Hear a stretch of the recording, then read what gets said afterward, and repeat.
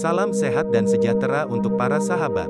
Kali ini Priyana akan berkisah tentang Pak Mulham yang sudah lama tidak bertandang ke rumah ibunya. Judul kisah ini adalah Bunga untuk Ibu. Gerai bunga milik Pak Mulham tengah ramai dikunjungi oleh pembeli. Ia pun sibuk memindahkan ratusan karangan bunga ke atas mobil pickup miliknya. Di tengah kesibukannya, seorang bocah lelaki menghampirinya, dan berkata, "Maaf, Pak, kalau harga karangan bunga yang kecil itu berapa?" Pak Mulham menghiraukannya untuk beberapa saat, kemudian menjawab, 50.000, Dik, jawabnya. "Maaf Pak, apakah ada yang 30.000 saja?" balas bocah itu. Kali ini Pak Mulham menatap wajah bocah itu dan tersadar tampaknya bocah itu masih duduk di bangku SD. Pak Mulham kemudian melanjutkan percakapan, "Untuk siapa bunganya, Dik?" "Bunganya boleh diambil dengan 30.000 saja," jawabnya sambil tersenyum.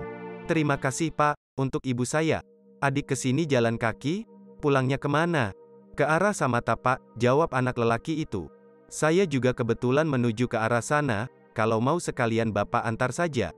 Awalnya, bocah itu tampak ragu, namun akhirnya menerima tawaran Pak Mulham. Pak Mulham lantas berangkat bersama dengan bocah yang membeli satu karangan bunga tersebut. "Adik nanti bilang aja berhentinya di mana ya?" "Iya Pak, sebentar lagi juga sampai," jawab si bocah. Tak lama, dari kejauhan Pak Mulham melihat kerumunan di dekat gapura pemakaman umum. "Sepertinya ada yang sedang dimakamkan, Dik," ucap Pak Mulham sambil memelankan laju kendaraannya. Bocah itu tidak menggubrisnya dan malah meminta Pak Mulham untuk menghentikan mobilnya. "Saya turun di depan Pak." Pak Mulham kemudian menepikan mobilnya tepat di depan gapura pemakaman umum yang telah ia lihat dari kejauhan. Bocah lelaki itu lalu turun dan mengucapkan terima kasih kepada Pak Mulham dengan senyum yang menutupi air matanya. Pak Mulham terdiam sejenak sambil melihat bocah itu memasuki gerbang pemakaman. Ia lantas memutarbalikkan mobilnya dan menancap gas sekencang-kencangnya. Ia sudah tidak memedulikan pesanan bunga yang harus diantarkannya. Pikirannya hanya tertuju pada rumah orang tuanya yang berjarak cukup jauh dari kota itu. Sudah 2 tahun lebih Pak Mulham belum sempat pulang untuk menjenguk ibunya.